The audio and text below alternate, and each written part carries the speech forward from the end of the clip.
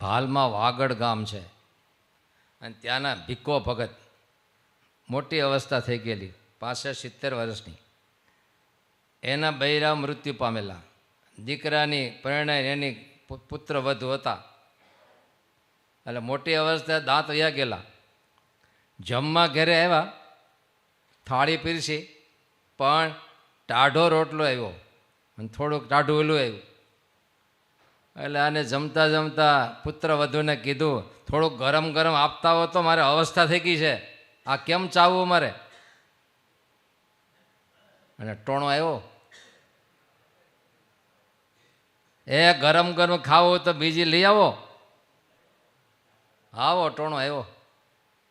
હરિભગત હારા માયલા હરિભગત પાસે, પણ એવું વહમું લાગ્યું, એવું વહમું લાગ્યું, મનમાં હજી તો બતાવી દઉં હવે.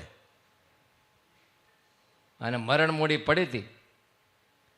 ગોતતા ગોતતા મવામાં 20,000 રૂપિયા મોકલા અને હક પણ કર્યું.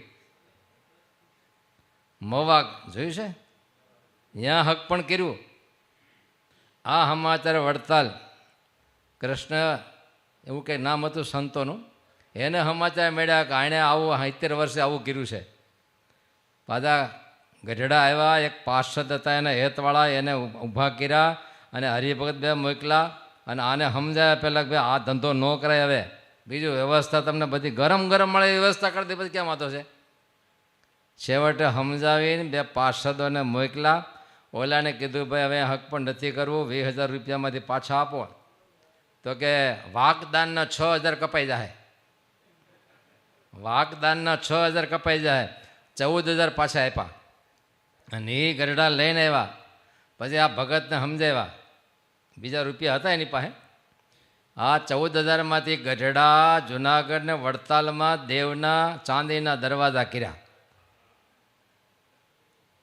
અને છેવટે જે રૂપિયા બાકી હતા, સંતોએ વ્યવસ્થા કરીને 2 નોકર રાખ્યા.